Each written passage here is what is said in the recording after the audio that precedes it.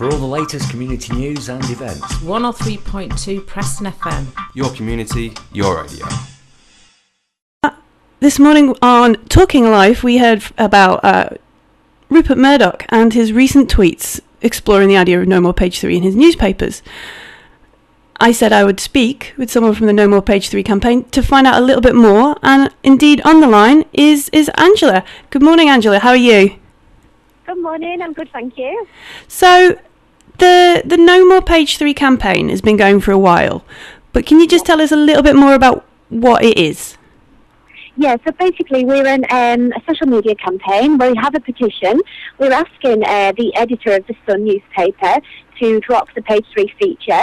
We're not asking for any bans or legislation or anything like that, and we're simply sort of lobbying and using our voices and our supporters' voices as well to say why we think that Page 3 isn't appropriate anymore in 2014. So why have you opted for a petition rather than legislation? Surely legislation would make it easier. Well, I think that legislation is very tricky. I do think there's a place for legislation across the press as a whole in terms of ethical, workings and things like that. However, we're not asking for that because of the issue of censorship, and we think that it's such a simple thing that we're asking for. You know, it isn't a lot to ask, is it, that women are equally represented, and there shouldn't have to be legislation to force newspapers to do that. They should just want to do it. They should want to represent us all equally, and they also should want to not be sexist or racist or homophobic or anything like that, and we shouldn't have to ask for it. So I think that's the main reason why. How many people have signed your petition? Oh, so it's over 200,000 now, so we're getting there. So I don't know at which point they'll start listening to us, but yeah, there's over 200,000 of us on the petition currently, yeah.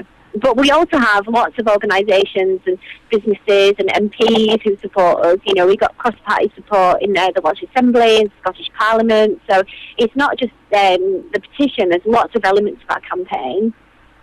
And it's very interesting that you've said lots of people, you're wondering when they're going to start listening, because obviously Rupert Murdoch, yesterday morning, is questioning on his Twitter feed whether Page 3 is... I love it when he tweets, because I think he just sort of says what's on his mind, doesn't he? And one of his tweets was, Brit feminists banging on about Page 3. And we all feel really proud, that our banging on has led to him actually thinking about the way he represents women. It's a bit unfortunate the way in which he asked the question, that sort of sexist way that I suppose quite older people do sometimes. But yeah, he's thinking about it, and interestingly enough, he described it as old-fashioned himself.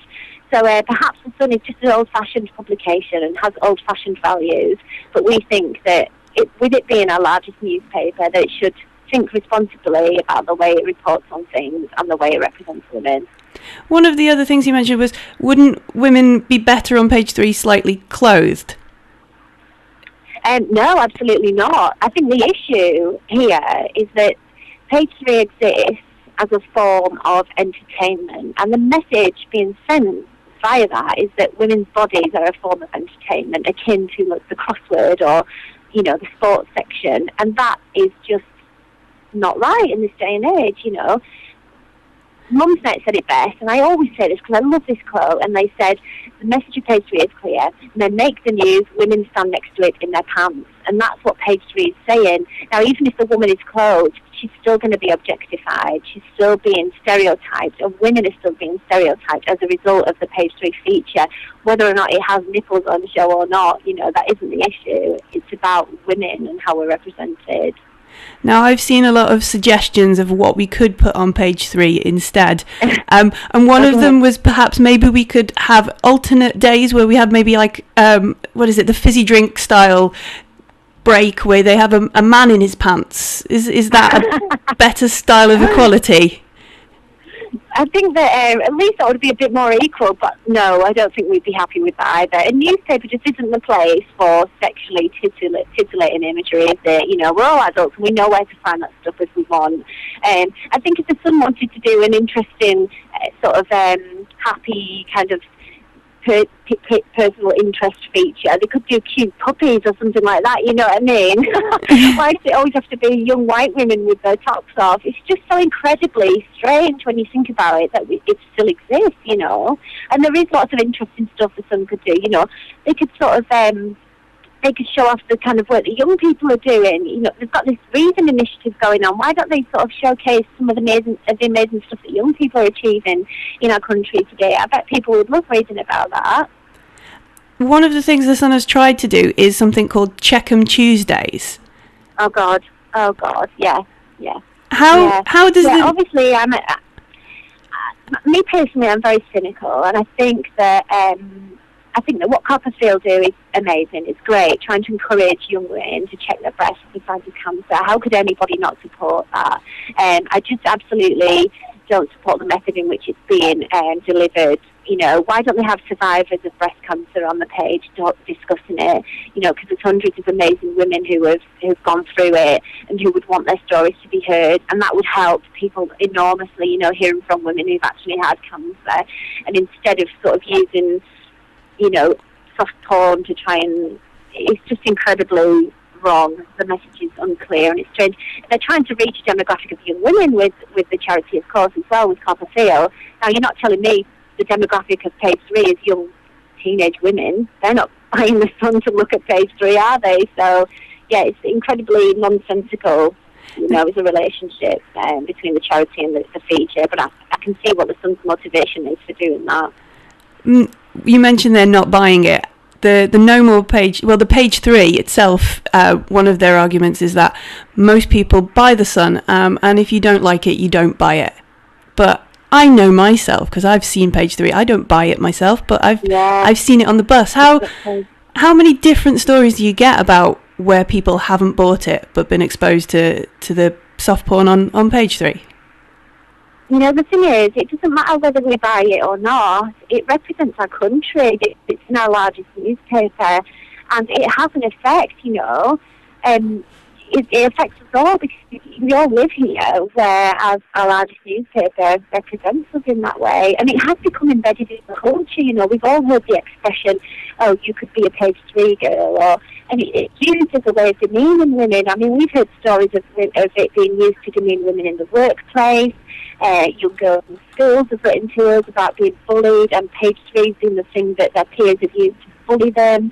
So it's not just a simple job by it, don't look at it, because it's there and it's growing and embedded in our culture, and it's time for us to say, actually, we want to move on from that and become a more equal society.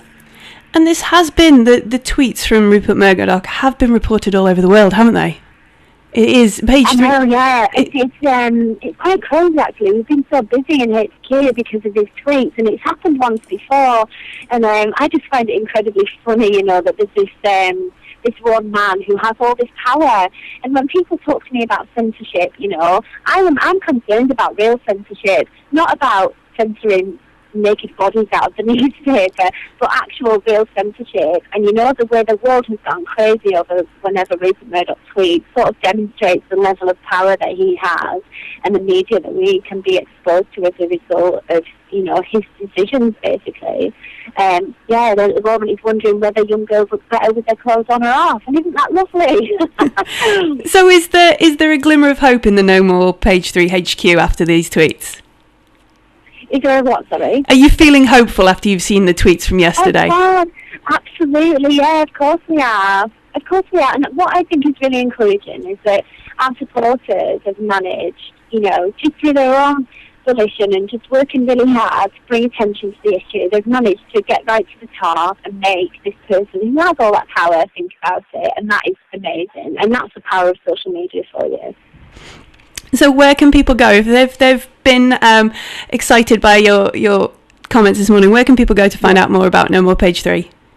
Right, so the best place to go, first of all, if I've managed to convince you, is go to our petition, which is change.org/No More page 3, and then you can visit our website to read more about us, how you can be involved, or even if you disagree with what we're saying, you can check out our FAQs page to understand a bit more about why we believe it's important.